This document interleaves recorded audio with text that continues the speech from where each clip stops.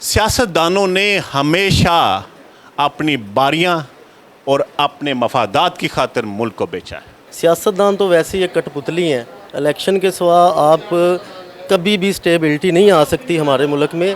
हमारे मुल्क के अंदर जो सिचुएशन चल रही है, रनिंग कर रही है, उसके ज़िम्मेदार बेसिकली हम खुद हैं। माइट इज़ राइट प्रिवेल कर रहा है। खुदारा इस कौम को बचाए। इस मुल्क की वेलफेयर के लिए सोचें। देखिए, आम शहरी जो है वो पिस रहा है। आम शहरी का क्या कसूर है? उसके लिए ज़मीन तंग हो रही है। मुल्की मफाद के लिए किसी भी सियासतदान ने आज तक कोई काम नहीं किया, ना किसी पार्टी ने कोई मुल्की मफाद के लिए काम किया है।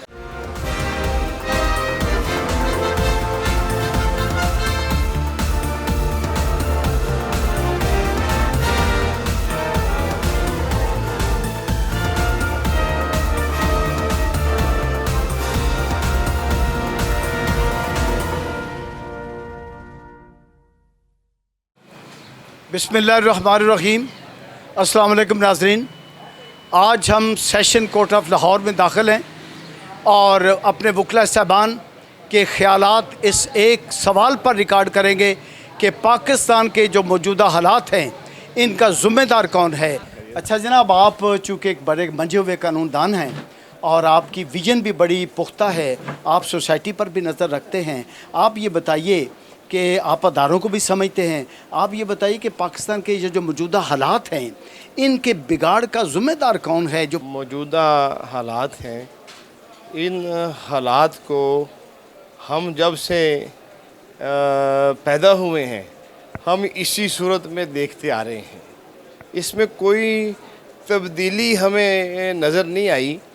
हर हुकूमत हर अपने वक्त की वो इस मुल्क को इस दहाने पर लेकर आई है। इसमें इस्टेब्लिशमेंट का किरदार ये रहा है जी। कुछ अर्सा तो हमें नहीं इसका इल्म था कि पीछे क्या हो रहा है, लेकिन अब मौजूदा हालात के पेश नज़र जो व्यूज़ हमें दिए गए हैं उसने इस्टेब्लिशमेंट के जो रोल हैं वो क्लियर कर दिए हैं। इमरान खान साहब का जो नज़रिया है वो एक नज़रिया बन चुका है। उसने आवाम के अंदर एक शऊर दिया है जिससे तमाम आवाम के अंदर ना भी रहे वो, अगर उसको कुछ हो भी जाए तो उसने एक नज़रिया कॉमन पीपल्स में डिलीवर कर दिया है। वो कॉमन नज़रिया है वो ये है कि जितने इदारे हैं वो शुरू से अब तक करप्ट हैं, करप्ट रहे हैं और उन्होंने मुल्क का नुकसान किया है। अब इस स्टेज पे आके इनसे किसी किस्म की बेहतरी की कोई तवक्को नहीं की जा सकती। दिन ब दिन जो मुल्क के हालात हैं वो ख़राब ही होते जाएंगे। अच्छाई की तरफ जाना मुल्क का भी हमें कोई बेहतर तरीके से नज़र नहीं आ रहा। फ़ौज कभी भी हमारे बदतरीन हालात की ज़िम्मेदार नहीं रही। उन्होंने हमेशा बदतरीन हालात से हमें निकाला है। जब भी मादरे वतन को ज़रूरत पड़ी, जब चाहे वो सरहदों पर ज़रूरत हो या अंदरूनी खलफिशार हो, हमेशा चाहे वो मुआशी तौर पर हमारी बैकवर्डनेस हो या समाजी किसी ज़रूरत में आए या किसी माओ के जो लख्ते जिगर है ना, यकीन जानिए उन्होंने कभी भी कुर्बानी से दरेग नहीं किया। उन्होंने हमेशा बहादुरी के साथ, यहाँ तो ज़मीनें मंसूब हैं कि ये खून देने वाली ज़मीनें हैं। जब भी अहले वतन को ज़रूरत पड़ी खून हमने दिया, गर्दनें पेश की। फिर भी कहते हैं हमसे ये अहले चमन, ये वतन है हमारा तुम्हारा नहीं। कैसे निकाल सकते हैं फ़ौज को आप? कैसे उनको मुर्द इल्ज़ाम दे सकते हैं आप? हम देखें, डिक्टेटरिज़म एक अलग चीज़ है। जब आप फ़ौज को कुल्लो हम आप मुर्द इल्ज़ाम ठहराएंगे ना, इसका मतलब है हम बैरूनी ताकतों पे, तागूती ताकतों के साथ मिलकर अपनी जड़ें खोखली कर रहे हैं। ये क्वेश्चन, मैं तो दूसरी बातों पे बात ही नहीं करना चाहता। आप फ़ौज के बारे में बात करें ना कि फ़ौज को हम मुर्द इल्ज़ाम कैसे ठहरा सकते हैं। वो कभी भी नहीं ठहराया जा सकता। मादरे वतन, जब आप एक सिपाही को ले 40,000, 50,000, 60,000, क्या वो 60,000 के लिए अपने नजराना पेश करने के लिए आता है? उसका जो हलफ होता है ना, वो शहादत का हल्फ होता है उसका, फौजी का। एक गांव में एक सिपाही होता है तो पूरा गांव उसका इस्तकबाल कर रहा होता है जब वो छुट्टी पे आता है। वो सिर्फ एक माटो, एक हलफ लेके जाता है, जज्बा शहादत। उसके अलावा उसके दिल में वो 40,000 के लिए आप भेज के दिखाएं अपने सपूत को, मैं भेज के दिखाऊं ना। हमने तो भेजना अमेरिका यूनिवर्सिटी में पढ़ने के लिए, आपने तो भेजना लंदन यूनिवर्सिटी में पढ़ने के लिए, सरहदों पे पढ़ने के लिए। हमारे सुख के लिए कोई नहीं भेजता। चाहे वो मैं बिल्कुल बबांगे दोहल कहूँगा, चाहे वो जमात इस्लामी हो, चाहे वो पीपल्स पार्टी हो, चाहे वो मुस्लिम लीग हो, इनके सारों के जो सपूत है वो कनाडा यूनिवर्सिटी, इंग्लैंड, अमेरिका, ये फ़लाँ यूनिवर्सिटी, फ़लाँ बर्मिंघम पैलेस के सामने जो यूनिवर्सिटी है, फ़लाँ एक एलीट में, इनको एलीटों से फुर्सत नहीं है और इन्हें फ़ौजियों को शहादतों से फुर्सत नहीं है। जब ये फ़ौजी परचम, मैं तो इस सवाल के पास से नहीं गुजरना चाहता कि फ़ौज कभी मुर्दे इल्ज़ाम दी जाए। कैसी बातें करते हैं। बाकी रही सियासतदानों की, सियासतदानों ने हमेशा अपनी बारियां और अपने मफादात की खातिर मुल्क को बेचा है। मुल्क को बेचना कोई रजिस्ट्री करवा के नहीं देना होता, मफादात का ही तहफ़्फ़ुज़ होता है जो नहीं है करते, सिर्फ अपने बैंकरप्सी के लिए, सिर्फ अपने बैंक अकाउंट इनको पूरे करने की खातिर। इसके अलावा मैं क्या कह सकता हूँ। मेरा तो दिल ही भरा है जब आप फ़ौज की बात करते हैं। जो मौजूदा मुल्की सूरत हाल है, इसका सबसे जो बड़ा जो मैं समझता हूँ, इसमें अदलिया का बहुत रोल है। उसके बाद जो हमारी एजेंसीज़ हैं, हमारी फ़ौज है, उसने अभी तक कोई ऐसा कदम नहीं उठाया जिसमें ये हमारे मौजूदा सूरत हाल को बेहतर किया जा सके। सियासतदान तो वैसे ही एक कठपुतली हैं जिनको हर दौर में इस्तेमाल किया जाता है, ना इनकी कोई अपनी सियासत है। हम भी देखते आ रहे हैं, बचपन से सुनते आ रहे हैं, ये दो जमातें हैं, दो ख़ानदान हैं जो पाकिस्तान पे राज करते आ रहे हैं, लेकिन हकीकी मायनों में ऐसा कुछ नहीं है। अब मैं इसमें मौजूदा सूरत हाल में सिर्फ़ और सिर्फ हल जो है वो इलेक्शन है। इलेक्शन के सिवा आप कभी भी स्टेबिलिटी नहीं आ सकती हमारे मुल्क में। इसमें सभी ज़िम्मेदार हैं। आप एक अदारे या किसी एक शख्स को ज़िम्मेदार नहीं कह सकते, इसमें सभी ज़िम्मेदार हैं, सियासी पार्टी हो, अफवाज हो या अदलिया हो, हर चीज़ इसमें ज़िम्मेदार है। इनको बैठ के मिल के सोचना चाहिए पाकिस्तान के बारे में, ना कि अपने इनफरादी फ़ायदे के बारे में सोचना चाहिए। हमारे मुल्क के अंदर जो सिचुएशन चल रही है, रनिंग कर रही है, उसके ज़िम्मेदार बेसिकली हम खुद हैं, आवाम खुद है उसकी ज़िम्मेदार। इसमें आप किसी भी इदारे पे या किसी भी पॉइंट आउट किसी को नहीं कर सकते कि फ़लाँ इसका ज़िम्मेदार है, फ़लाँ इसका ज़िम्मेदार है या फ़लाँ इदारा इसका ज़िम्मेदार है। इसके ज़िम्मेदार हम खुद हैं। हम इस वजह से इस सिचुएशन के ज़िम्मेदार हैं क्योंकि हमने जब हम पे पहली दफ़ा जुल्म किया गया, हम क्यों खामोश रहे। हमने जो जालिम थे उनको हमने बढ़ावा दिया कि जी हम इसी काबिल हैं, हम पे आप जुल्म करते रहें, हम पे आप जो है रिस्ट्रिक्शंस लगाते जाएं, हम पे आप जो है अपनी मनमानी करते जाएं। तो ऐसे ही जो हमारी जो सिचुएशन है वो दिन ब दिन जो है वो बिगड़ती चली गई, दिन ब दिन सिचुएशन ख़राब होती चली गई। आज जो है, आज हमारी सिचुएशन इस तरह से है कि हमारे कुछ जो इदारे हैं उनमें भी ब्लैक शीप्स हैं, कुछ हकूमती पॉलिसीज़ बनाने वाले हैं उनमें भी कुछ ब्लैक शीप्स मौजूद हैं, जिनका एलिमेंट जो है जिनके अंदर ये पाया जाता है, जिनकी सिचुएशन ही इसी तरह से है कि वो मुल्क का निज़ाम ख़राब करना चाह रहे हैं, बेहतर नहीं करना चाह रहे हैं। तो मैं आप सबसे जो है यही रिक्वेस्ट करूँगा कि आप किसी को ब्लेम करने से पहले आप ख़ुद को आप देखें कि आप ख़ुद क्या कर रहे हैं, आप ख़ुद सच के साथ खड़े हैं या नहीं खड़े। अगर मुल्क की जो मशीनरी है, जो हमारी कंट्री की मशीनरी है, उसके अंदर जो आपका किरदार है वो आप अपना किरदार जो है ऐसा तरीके से निभा रहे हैं या नहीं निभा रहे। आप अपना एहतसाब करें सबसे पहले। तो मैं यही चाहूँगा कि आप सबसे पहले अपना एहतसाब करें और फिर किसी इदारे को ब्लेम करें, फिर किसी कम्यूनिटी को ब्लेम करें, क्योंकि जो हमारे मुल्क के अंदर आज सिचुएशन बनी हुई है उसके ज़िम्मेदार हम खुद हैं। और नज़रिया पाकिस्तान की जो एहसास है ना, वो हमने खो दी हुई है। जब तक ये नज़रिया ज़िंदा रहा, जब तक कौम इस नज़रिए पे कायम रही, चाहे वो सियासतदान हो, चाहे वो ब्यूरोक्रेट्स हो, चाहे वो जुडिशरी हो, कोई भी इदारा हो, जब तक ये नज़रिया पाकिस्तान था हम लोग एक ज़िंदा कौम थे। मेरा ख्याल है कि जब तक ये नज़रिया डेड हुआ है ना, अब पर्सनल मफादात जो है ना उसकी लड़ाई है। माइट इज़ राइट, जो मौजूदा सिनेरियो चल रहा है उसमें माइट इज़ राइट जो है ना वही प्रवेल कर रहा है। माइट इज़ राइट जब तक रहेगा डेमोक्रेसी नहीं रहेगी, और अगर डेमोक्रेसी को ज़िंदा करना है तो फिर हर इंसान के जो बुनियादी हकूक़ है वो आपको देने पड़ेंगे। जजों को अवाम का हक़ तस्लीम करना पड़ेगा, जर्नैलों को सियासतदानों का हक़ तस्लीम करना पड़ेगा, सियासतदानों को वोट का हक़ तस्लीम करना पड़ेगा। वायदा वैसा ये ऐसे ही चलेगा। अब हुआ ये है कि यहाँ पे जो मुक़्तदर हलके हैं उन्होंने हर चीज़ अपने कंट्रोल में रखी हुई है। अवाम के पास सिर्फ बिजली का बिल देने के लिए, पानी का बिल देने के लिए, सुई गैस का बिल देने के लिए और बच्चों की फीसें देने के लिए यही मसाइल हैं। इन मसाइल को हल करने की कोशिश की गई पिछले 3.5 साल में, लेकिन उसको भी सबताश कर दिया गया। अब हम उस नज पे आ गए हैं कि अवाम के अंदर एक लावा पक रहा है, नज़रिया ख़त्म पाकिस्तान का, माइट इज़ राइट प्रवेल कर रहा है। खुदारा इस कौम को बचाए। हमारे मुल्क की हालात जो ख़राब हुए हैं इनमें बहुत ज़्यादा किरदार ना सियासतदानों का है। सारी पार्टियों की मैं बात करूँगा, एक ही नहीं, लेकिन अगर हम आर्मी पे कोई उंगली उठाएं तो ये गलत बात है। आर्मी हमारी अपनी है, मुल्क भी हमारा है और आर्मी भी हमारी है।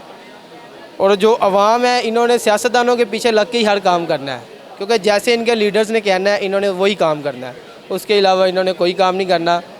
तो जो मेरे नज़दीक है सियासतदान ही है जिसकी वजह से ये सारा काम ख़राब हुआ पड़ा है। जो मुल्क के हालात हैं इनकी वजह से सब ख़राब है। नहीं, जो ये हालात बने हुए हैं आजकल मुल्क के, हमारे नज़दीक जो है इसका ज़िम्मेदार जो है वो सियासतदान ही है। उन्होंने जो है सिर्फ अपनी सीट का सोचा है, मुल्क का उन्होंने नहीं सोचा। जो भी पार्टी आती है वो अपनी सीट का ही सोचती है, तो लिहाजा हमारे नज़दीक जो है वो सारा जो है वो कसूरवार सियासतदान ही है। सेपरेशन ऑफ पावर्स का जो कंसेप्ट है उसकी रोशनी में एक प्रिंसिपल सेट कर दिया गया है कि कोई भी इदारा है, चाहे वो जुडिशरी है, वो इस्टेब्लिशमेंट है, वो एडमिनिस्ट्रेटिव अथॉरिटीज़ हैं, वो अपने अपने पैरामीटर्स में रह के वो काम करेंगी। जब भी कोई इदारा किसी दूसरे इदारे में इलीगली इंटरफेरेंस करेगा तो उसके नताइज वो ऐसे ही होंगे जैसे अब हम भुगत रहे हैं। जहाँ तक ये आपका क्वेश्चन है कि जी इसका ज़िम्मेदार कौन है, तो मैं ये कहूँगा कि अगर हमारे इदारे अपने अपने पैरामीटर्स में, अपनी अपनी लिमिट्स में और जुरिस्डिक्शन में रह के काम करें, कोई किसी दूसरे इदारे को, कोई इदारा जो है वो इंटरफेरेंस उसमें ना करे, तो कोई प्रॉब्लम जो है वो पैदा नहीं हो सकता। अब देखें, अदलिया है, इस्टेब्लिशमेंट है या एडमिनिस्ट्रेटिव अथॉरिटीज़ हैं, मेरी इनसे सबसे ये रिक्वेस्ट है कि वो अपने अपने जो फ़राइज़ हैं, जो कॉन्स्टिट्यूशन ने उनको दिए हैं, तफवीद किए हैं, उनके अंदर रह के अपनी अपनी वो ड्यूटीज़ और अपने अपने वो फ़राइज़ सारे अंजाम दें और इस मुल्क की वेलफेयर के लिए सोचें। देखिए, आम शहरी जो है वो पिस रहा है। आम शहरी का क्या कसूर है, उसके लिए ज़मीन तंग हो रही है। तो मेरा मैसेज यही है कि भाई हम मुसलमान हैं, एक ही मुल्क के हम रहने वाले हैं, हमें भाइयों की तरह एक दूसरे का साथ देना चाहिए और इस मुल्क को इस दलदल से निकालना चाहिए। इसमें सारे ज़िम्मेदार हैं, क्योंकि पॉलिटिकल कल्चर जो है ना हमारा, वो आवाम की भी ट्रेनिंग होनी चाहिए और पॉलिटिकल जो इंस्टीट्यूशन है वो भी स्ट्रेंथन होने चाहिए। वजह यह है कि जो जुडिशरी है उन्हें फंडामेंटल राइट को इंश्योर करना चाहिए और बाकी आवाम जो है उनको अपने इदारों के ख़िलाफ़ कोई ऐसी बात नहीं करनी चाहिए जो कि मुल्क की लॉ एंड ऑर्डर सिचुएशन को ख़राब करे। जी, मैं ये बात समझता हूँ कि इन जो भी हालात हैं पाकिस्तान के, उसके ज़िम्मेदार अवाम ख़ुद है। उसकी वजह यह है कि अल्लाह पाक ने कुरान में भी कहा है कि मैं उस कौम के हालात कभी भी नहीं बदलता जब तक वो अपने हालात ख़ुद ना बदले। तो अवाम को ख़ुद सोचना होगा। आप जब भी वोट डालते हैं तो आप लोगों को, जो पॉलिटिकल पार्टीज़ हैं, जो भी हैं, आप लोगों को उनका देखना चाहिए कि ये पहले भी अगर इक़्तिदार में आई हैं तो इन्होंने अवाम के लिए क्या किया है। इसका जो ज़िम्मेदार है वो अवाम खुद है, हम लोग खुद हैं, ना कोई अदलिया, ना कोई फ़ौज, ठीक है, ना कोई वकला। यानी इसमें सबसे ज़्यादा जो ज़िम्मेदार लोग हैं वो हम लोग हैं, अवाम है। क्यों? क्योंकि हमारी अवाम में शाऊर ही नहीं है। पहले शाऊर अवाम में आना चाहिए अच्छे और बुरे का, फिर हम जब शाऊर हम में आएगा अच्छे और बुरे का, फिर हम फर्दर चलेंगे। जब हम में शऊर आ जाएगा कि यार ये बंदा अच्छा है, वो चाहे जज की सीट पर है, वो चाहे फ़ौजी है, वो चाहे सियासतदान है, कोई भी है, जब शऊर हम में आ जाएगा तो हम खुद ब खुद सेलेक्ट करेंगे कि हमने इस सियासतदान को सिलेक्ट करना है। इसलिए मेरे मुताबिक, मेरे नज़रिए के मुताबिक जो मेन बात यही है कि पहले आवाम को शऊर आना चाहिए। इसमें हम आवाम ही गलत है। इसमें हम आवाम ही सारे ज़िम्मेवार हैं कि हमारे अगर अपने हम हालात ठीक कर लेंगे, हर बंदा अपने आप को ठीक करेगा तो ये मुल्क सही हो जाएगा। इसके अलावा हमारा कोई हल नहीं है। अदलिया भी ठीक हो जाएगी, आपकी फ़ौज भी ठीक हो जाएगी, आपके इदारे भी ठीक हो जाएंगे। अगर आवाम नहीं सही तो कुछ भी नहीं सही। सियासतदान, इसके बगाड़ का भी सबसे बड़ा ज़िम्मेदार जो है वो सियासतदान है, चूँकि सियासतदान एक लीडर होता है। कौम ने अगर तकलीद करनी है तो वो सियासतदान की करनी होती है, या सियासतदान ने लेके चलना होता है। सियासतदान, आवाम जो है उसको मुंतखब करती है अपने लीडर को, अपने सियासतदान को, पार्लियामेंट में जाता है। अब अफसोस ये है, हमारे मुल्क में ये अलमिया है कि हमारे मुल्क के सियासतदान जो हैं, पहले नंबर पे तो सियासत जो है वो हमारे मुल्क में एक बर्दाश्त की सियासत नहीं है। बर्दाश्त की सियासत होनी चाहिए जो कि एक डेमोक्रेसी की मैं समझता हूँ बहुत अच्छा डेमोक्रेसी अगर पनपती है तो वो बर्दाश्त से पनपती है। अगर डेमोक्रेसी बर्दाश्त नहीं है तो वो डेमोक्रेसी नहीं होती। हमारे मुल्क में ये सबसे बड़ा अलमिया है। दूसरा, चूँकि जो भी सियासतदान पार्लियामेंट में जाता है वो अपने मफाद के लिए, फिर मुल्की मफाद के लिए किसी भी सियासतदान ने आज तक कोई काम नहीं किया, ना किसी पार्टी ने कोई मुल्की मफाद के लिए काम किया है। पाकिस्तान के हालात सियासी तौर पे या इकनॉमिकली, पॉलिटिकल इंस्टेबिलिटी या इकनॉमिक इंस्टेबिलिटी जो है वो आज से नहीं है, वो तो ever since the Inception of Pakistan, जब से बना है तब से ही है। उसमें इदारों का और ये बाकी चीज़ें, अदलिया, फ़ौज ज़िम्मेदार है या सियासतदान ज़िम्मेदार हैं। ये तो इसमें अगर सबसे ज़्यादा देखा जाए तो उसमें सियासतदान है जी, जो मेरी नज़र में, क्योंकि पॉलिटिकल इंस्टेबिलिटी रही है हमेशा से जब से पाकिस्तान बना है। पहले आइन बनने में तकलीफ़ रही, मसाइल रहे, फिर उसके बाद पाकिस्तान बांग्लादेश से अलहदा हो गया, तो उसमें एक सबसे बड़ा रीज़न जो है वो हमें कोई अच्छा लीडर शुरू से ही नहीं मिला। We have always been as an we have always got the self centred leaders. कोई सेल्फलेस लीडर हमें कभी नहीं मिला, और अच्छा लीडर जो आवाम को जो है एक जगह पे उसको डिसिप्लिन तरीके से कुछ उसको लीड कर सके ऑर्गेनाइज तरीके से। तो एक तो ये बड़ा रीज़न है। फिर दूसरी चीज़ ये है कि जो पावर है उसका जो डिवीज़न ऑफ पावर है जिसे हम कहते हैं कि इदारों के अपने अपने हदूद हैं, इख्तियारात हैं, वो बेसिकली इदारे जो है वो एक दूसरे की जो हदूद है उनमें ट्रेस पास करते हैं। वो अगर अदलिया है वो अगर इंतज़ामिया की हदूद में दाखिल हो जाएगी, या इंतज़ामिया जो है वो लेजिस्लेचर की वो उसके दायरा कार में उसमें अगर दाखिल होगी तो वो तमाम जो इदारे हैं उनमें स्टेबिलिटी कभी नहीं आएगी। कौम का कुछ कसूर नहीं होता, क्योंकि कौम बेचारी, जिधर कौम को हम कहेंगे कौम तो उधर चली जाएगी। कौम को अगर हम कहेंगे डंडे सोटे उठा लो तो कौम तो डंडे सोटे उठा लेगी। कौम को अगर हम कहेंगे कि तुम यहाँ बैठ जाओ, कौम बैठ जाएगी। लेकिन ये काम इदारों का होता है। सारे के अदारे मजबूत होंगे तो इंशाअल्लाह ताला अल्लाह ताला कौम पे फजल करेगा, कौम पे रहम करेगा। सब इदारों से कौम से प्यार करना जो सबसे ज़रूरी बात है, कौम से प्यार करो। इदारों की ज़िम्मेदारी होती है कि वो कौम से प्यार करो, कौम से प्यार करना चाहिए। एज ए लॉयर मैं समझता हूँ जब तक हमारे इदारे कानून को फॉलो नहीं करेंगे, आइन को फॉलो नहीं करेंगे, तब तक ऐसे ही हालात रहेंगे और आइंदा भी जो हैं वो हालात इससे भी बदतर हो जाएंगे। अगर इदारे ऐसे ही काम करते रहें तो इदारे को चाहिए कि बग़ैर प्रेशर के, बग़ैर किसी जो है ना वो किसी के दबाव में आए, अपने काम को, अपने फ़राइज़ को सरअंजाम दें। इसमें अवाम तो बिल्कुल नहीं है। अवाम तो बेचारे पहले पिस रहे हैं और उनका जो हाल है वो अभी तो मीडिया पे दिखाया भी नहीं जा रहा कि अवाम किस हालत में है। भूख और अफलास में लोग मर रहे हैं, ख़ुदकुशियाँ कर रहे हैं, लोगों के पास एक वक्त का खाना नहीं है। लेकिन ये जो एक ट्राइका बना हुआ है ना सियासतदानों का, एजेंसियों का और फ़ौज का, ये सिर्फ वो अफराद हैं जो अपनी ज़ाती पनाह के लिए मुल्क को नुकसान पहुँचा रहे हैं। और वो सिर्फ अपने मफादात को आगे रख के मुल्क के कौन आर्मी चीफ बनेगा, कौन वज़ीर-ए-आज़म बनेगा, इन चीज़ों में ये लोग फंसे हुए हैं और मुल्क का नुकसान कर रहे हैं। मेरी गुजारिश है तमाम अपने एजेंसी के इदारों से और फ़ौज के इदारों से और सियासतदानों से कि इनको मिल बैठ के इस जो मामला चल रहे हैं इनको सॉल्व करना चाहिए, क्योंकि हम तो उस स्टेज पे नहीं हैं और ये अपनी ये जो चीज़ें कर रहे हैं उससे ये अदलिया को भी गंदा कर रहे हैं। और ये जो सारा अदलिया बड़ा अच्छा काम करी है अपना, और वो कानून और आइन के मुताबिक अपना काम करे, लेकिन ये जो एक ट्रायका बनाया ना सियासतदानों का और फ़ौज का और एजेंसियों का, ये अदलिया को भी काम करने नहीं दे रहा, उस पर इन्फ्लुएंस हो रहे हैं, जो इंतहाई बुरी बात है। और जो हमारा इमेज है, पहले हम 126वें नंबर पे हैं दुनिया में, और हो सकता है हम ये एंड वाले नंबर पे आ जाए अगर हम अपनी जुडिशरी को नुकसान पहुँचाएँगे। और मेरी सब इदारों से गुजारिश है कि जुडिशरी को अपना काम करने देना चाहिए और सियासतदानों को और फ़ौज को मिल के बैठ के कोई फ़ैसले करने चाहिए कि हमारे मुल्क का भला हो और आवाम का भला हो और हम एक अच्छी कौम बन के सामने आए। ये जो पाकिस्तान में इस वक्त मौजूदा हालात हैं, ये अगर इसको देखा जाए तो ये हमारी अदलिया इसकी ज़िम्मेदार है।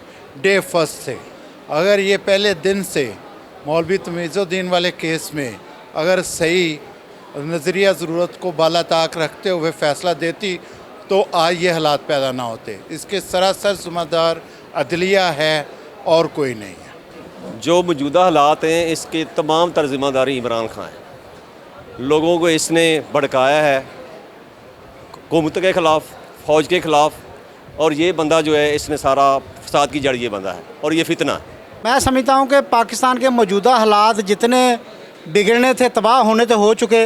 अब जो है ना वो the future of Pakistan will be in a secure hands because our Pakistan armed forces and our politicians are in one page and the total and both sides are standing on a positive poles। दोनों जो sides हैं वो positive poles के ऊपर हैं। रही बात तबाही की, तो तबाही के अंदर ना अदलिया शामिल है, ना इसके अंदर सियासतदान शामिल है, इसके अंदर वो लोग शामिल हैं जिन्होंने इसके ऊपर किसी के कहने के ऊपर जो है ना हमारे हकूक़ को पामाल किया। अब यहाँ के जो हालात हैं पाकिस्तान के, वो जियो स्ट्रेटजिक पोजीशन की वजह से, जिसके अंदर ग्वादर साहब से बेहतरीन जा रहा है, हमें वहाँ से जो है वो पैसा आना शुरू हो गया है। हमारा ईरान के साथ जो कॉन्ट्रैक्ट हो गया बिजली का, हमारा रूस के साथ तेल का कॉन्ट्रैक्ट हो गया, हमारा गैस का कॉन्ट्रैक्ट ईरान के साथ हो गया, IPI गैस पाइपलाइन 1992। इसके बाद अब हमारे जो है ना अल्हम्दुलिल्लाह आज की ये बात है कि हमारे जो है वो करेंसी जो है वो चाइना के अंदर हमारा जो है वो लेन देन शुरू हो रहा है। तो मैं समझ रहा हूँ कि आइंदा 3 या 4 माह के अंदर ये पाकिस्तान जो है इंशाल्लाह अपनी बेहतरी की टॉप पोजीशन पे नहीं तो सेकंड टॉप जो हमारी है उसके ऊपर हम इंशाल्लाह खड़े होंगे। उसकी सबसे बड़ी ये लॉजिक ये है, हमारी कामयाबी की रीज़न ये है कि हमारे चारों तरफ में कामयाबी जो खड़ी है, एक सिर्फ ये खिता है जहाँ पे कामयाबी नहीं, तो यहाँ पे भी मौजूदा जो क़यादत है जो कि PDM की सूरत में है और हमारी अस्करी क़यादत जो है उसको फुली सपोर्टिव है। और अल्हम्दुलिल्लाह अब कोई दुनिया की जो शैतानी ताकत है वो यहाँ पे तरक्की आने से रोक नहीं सकती। मैं सबसे पहले तो ये शुक्रगुज़ार हूँ नज़रिया पाकिस्तान वालों का, ये आफ्ताब विर्क साहब का, कि इन्होंने ये मौका फ़राहम किया है। तबाही खा वो मुआशी है, अखलाकी है, सियासी है, या फिर हमारी वैसे ही कौमी तरक्की के लिहाज से भी जो है बदहाली शुरू हो गई है, तो इसके ज़िम्मेदार कौन हैं? ये बात दुरुस्त है कि हमारे पास मुल्क चलाने के लिए पूरी दुनिया में एक रिवाज होता है कि ये 3 बड़े सैतून उनका नाम रखा गया है जो मुल्क और कौम को चलाने के ज़िम्मेदार होते हैं। असल में जो हमारे मुल्क में इस वक्त हालात बन गए, सियासी और मुआशी भी बदहाली आ गई, ये उस वक्त बदहाली शुरू हुई जब पहले आइन 1956 के आइन को बिल्कुल पामाल किया गया। और ये बात कहते हुए मुझे कुछ भी तामुल नहीं है कि ये उस वक्त जमहूरी निज़ाम को ख़त्म किया गया। तो पहला स्टेप जो है वो फ़ौज ने लिया, उस वक्त इस्टेब्लिशमेंट ज़िम्मेदार थी। खुदा ने आज तक उस कौम की हालत नहीं बदली, न हो जिसको ख्याल आप अपनी हालत के बदलने का। मैं सबसे पहले इसको ज़िम्मेदार कहूँगा हमारी आवाम को कि हमारे अवाम में आज तक सियासी सूझबूझ, अवेयरनेस, शऊर ना दिया गया है, ना ऐसे इंस्टीट्यूशन बनाए गए हैं, ना ऐसे इदारों को प्रमोट किया गया है कि जो हमारे आने वाली नस्लों को, हमारे बच्चों को, हमारी बहनों को, हमारी बेटियों को प्रॉपर तरीके से अवेयरनेस दें। मैं सबसे पहले तो नज़रिया पाकिस्तान टीम का शुक्रगुज़ार हूँ और सारी टीम का शुक्रगुज़ार हूँ जिन्होंने मुझे ये मौका दिया कि मैं इस बाबत पे अपने हज़ारे ख्याल करूँ कि इस मौजूदा हालात में कौन ज़िम्मेदार है जिस किस्म के ये हालात बने हुए हैं। मैं देख रहा हूँ इस वक्त कि हमारे अदारे जो हैं रूल ऑफ लॉ पे अमल नहीं करते, हर इदारा अपनी अपनी ताकत और धौंस पे लगा हुआ है। अदालतें जो हैं वो सियासतदान को नीचा दिखाने पे लगी हुई है और सियासतदान जो हैं वो अदालतों के आर्डर पे अमल नहीं करते और ख़ुसूसन तौर पर हमारी जो फ़ौज है उसका भी इसमें किरदार होना चाहिए और हमारी आज जो पाकिस्तान की फ़ौज है वो इसमें बहुत ज़्यादा इन्वॉल्व है कि ये जितने इदारे हैं, हमारे रियासत है, सुप्रीम कोर्ट है, सियासतदान है, पार्लियामेंट है, ये एक दूसरे को नीचे दिखाने पे लगे हुए हैं।